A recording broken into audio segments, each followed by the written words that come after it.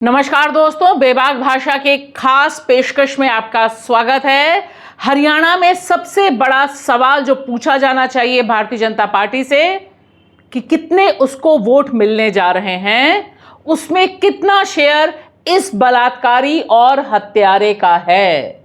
यह सवाल सबसे बड़े सवाल के तौर पे उस समय उतरा है जिस समय चुनावी समर शांत हो गया है, क्योंकि अब जनता जनार्दन जानती है कि यह बलात्कारी और हत्यारा डेरा सच्चा का राम रहीम चुनावी मौसम में दोबारा इसलिए बाहर भेजा गया पैरोल पर ताकि यह भारतीय जनता पार्टी के पक्ष में प्रचार कर सके। बैठा ये उत्तर प्रदेश के बागपत में है, लेकिन देखिए यह जो खबर है यह बता रही है कि हमारा लोकतंत्र किस तरह से ऐसे अपराधियों के भरोसे चल रहा है और खास तौर से भारतीय जनता पार्टी की सारी पॉलिटिक्स आज की तारीख में खुलकर बेनकाब हो गई है। यह खबर साफ साफ शब्दों में कह रही है कि किस तरह से डेरा सच्चा का जो हेडक्वार्टर है हरियाणा के सिरसा में, वहां से यह आदेश गया तमाम लोगों को जो उसके फॉलोअर्स हैं उनको कि उन्हें सिर्फ बीजेपी को ही वोट देना नहीं है, उन्हें हर बूथ पर जाकर लोगों को उत्साहित करना है कि वे भारतीय जनता पार्टी के लिए वोट करें और अपने साथ अपने मोहल्ले जानकार के कम से कम 5 लोगों को लेकर भारतीय जनता पार्टी को वोट डलवाना है। इतनी गंदी पॉलिटिक्स, अकल्पनीय पॉलिटिक्स भारतीय जनता पार्टी ने हरियाणा में खेली है कि जिस समय 8 अक्टूबर को काउंटिंग चल रही होगी, भारतीय जनता पार्टी को मिले वोट में जरूर यह गिनती होनी चाहिए कि इस बलात्कारी को पैरोल पर छोड़कर उसने कितने वोट हासिल किए। आज की तारीख में सवाल यह नहीं है कि सरकार कौन बना रहा है या सरकार किसकी बनेगी। यह जो एग्जिट पोल का खेल चल रहा है, इसमें कोई भी एग्जिट पोल इस दिशा में एक शब्द बोलने को तैयार नहीं है कि राम रहीम जो स्पेशल इलेक्शन कमीशन की मंजूरी के बाद हरियाणा की बीजेपी सरकार ने दोबारा पैरोल पर छोड़ा, उसकी वजह से भारतीय जनता पार्टी की नाक बची या कटी। यह एक ऐसा सुलगता सवाल है जो सिर्फ हरियाणा की पॉलिटिक्स ही नहीं, देश भर की पॉलिटिक्स और भारतीय लोकतंत्र पर एक बड़ा क्वेश्चन मार्क लगा रहा है, जिसे हम आज से लेकर 8 तारीख तक लगातार पूछते रहेंगे और टटोलते रहेंगे कि हर बार इस बलात्कारी को बाहर क्यों भाजपा लाती है चुनाव जीतने के लिए। उत्तर प्रदेश का चुनाव हो, राजस्थान का चुनाव हो और हरियाणा में तो जिस तरह से बाहर है वह अपने आप में ऐतिहासिक है। 4 साल से जेल में है, हत्या और बलात्कारी का दोषी है ये आदमी। 4 साल में 15 बार यह बाहर आ चुका है और हर बार जब बाहर आया है तब कोई ना कोई चुनाव जरूर हो रहा है। उसमें भारतीय जनता पार्टी को इसी बलात्कारी पर 100% भरोसा होता है। तो जरा पूछिए अपने बीजेपी के नेताओं से कि उन्हें बेटी बचाओ बेटी पढ़ाओ नहीं याद आता, उन्हें हिंदू बेटियों का मान सम्मान नहीं नजर आता है, सिर्फ यह बलात्कारी और इसके फॉलोअर्स नजर आते हैं। क्योंकि यह भी हमारे समाज की सबसे बड़ी कुरीति है कि आज की तारीख में राम रहीम हो या आसाराम बापू, दोनों के फॉलोअर्स, उनको मानने वाले, उनके भक्तगणों की संख्या कम नहीं हो रही, लगातार बढ़ रही है। तो एक तरफ तो देखिए यह बलात्कारी और हत्यारा और साथ साथ चलता कमंडल प्रचार बीजेपी का, उसने कितने वोट डलवाए यह हिसाब अलग से, और साथ ही साथ जो हमारी ग्राउंड रिपोर्ट है उसमें जो मुद्दे हैं वे सुलगते हुए मुद्दे कितने वोटों में तब्दील हुए होंगे और क्या हरियाणा में वाकई जो परिवर्तन है, परिवर्तन की आंधी है, परिवर्तन हो रहा है, या फिर यह बलात्कारी अपना रंग जमाएगा, यह एक सबसे बड़ा सवाल है। बेबाक भाषा की ground report Haryana election Mewat में आपका स्वागत है।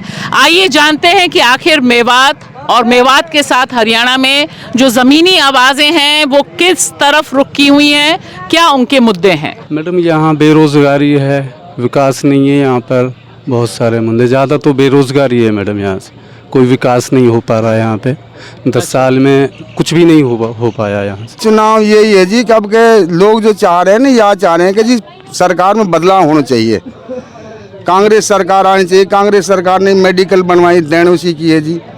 और यहाँ फिलहाल दवाई भी नहीं मिली, 4 रुपया का इंजेक्शन मेडिकल पे से मंगाया जाए जी। पता मत दवाई कहाँ चली जावा, कहाँ ना चले जावा जी। अब जैसे हम कहते हैं वैसे हम तो मान लेवा, फिर क्या हुआ, कुछ तो फिर लड़ाई हो गई जी, फिर हमारे पे ऊपर आप पता है या हमारे चुप लिया हुआ जी उन्होंने हुई।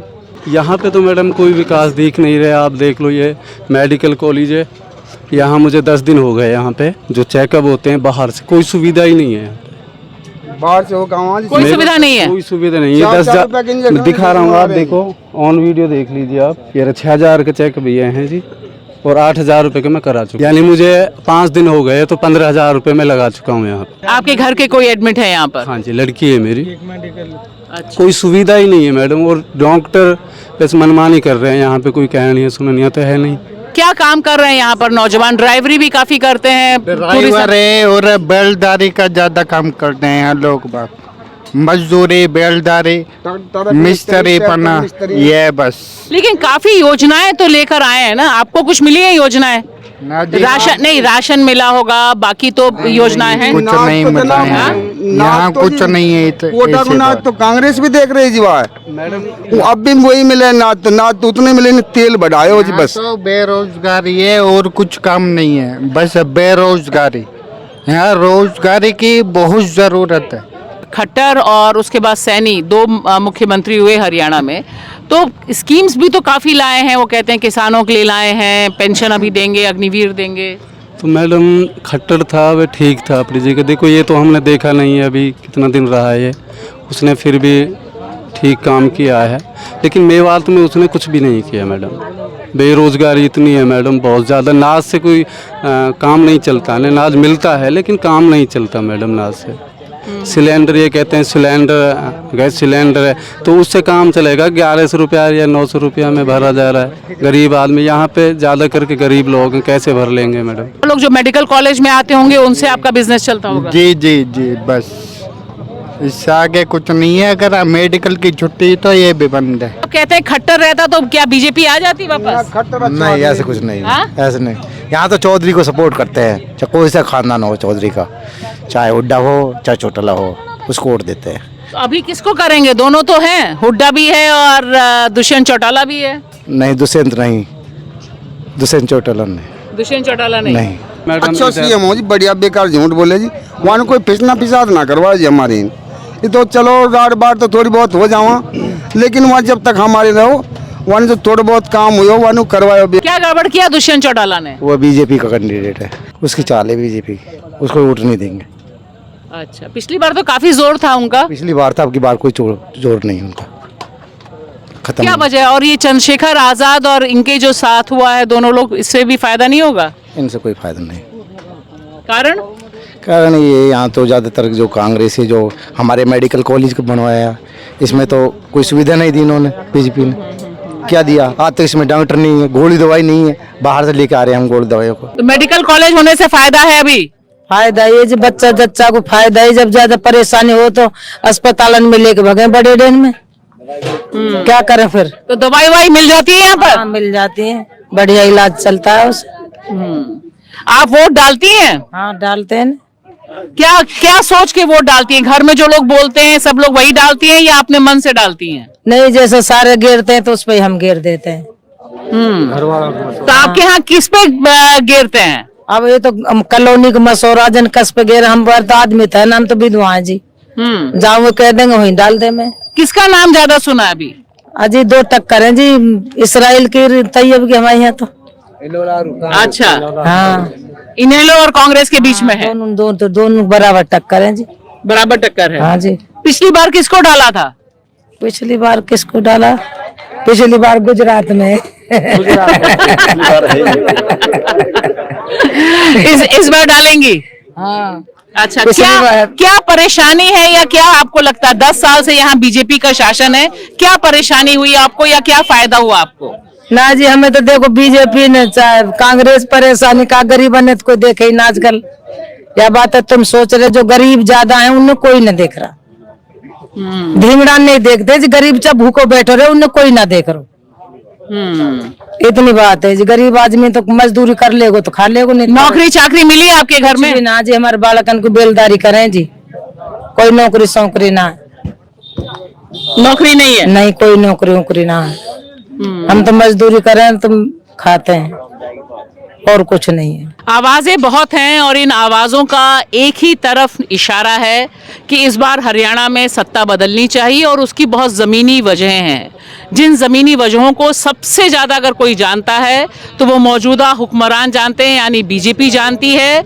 और शायद यही वजह है कि इस बार उसने हरियाणा के लिए कोई भी ऑफर ठोस नहीं दिया। जब प्रधानमंत्री नरेंद्र मोदी यहाँ बोलते हैं तो वो बोलते हैं कि पाकिस्तान खुश हो जाएगा, इसलिए हरियाणा में बीजेपी को लाना है, यानी हरियाणा के लिए और ख़ास तौर से जहाँ मैं खड़ी हूँ मेवात के लिए यह बीजेपी के एजेंडे में नहीं है। और जिस तरह से पिछले चुनाव में बीजेपी ने यहाँ से एक मुस्लिम कैंडिडेट को दिया था, हालांकि वह हार गए थे, और इस बार उन्हीं के बेटे यहाँ से इनेलो से चुनाव लड़ रहे हैं।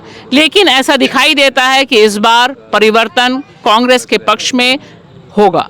आप सबसे अपील है कि इसी तरह के सच्चे सीधे सवाल और ग्राउंड रिपोर्टिंग के लिए देखिए, लाइक करिए, शेयर कीजिए, सब्सक्राइब करना ना भूलिए बेबाक भाषा को।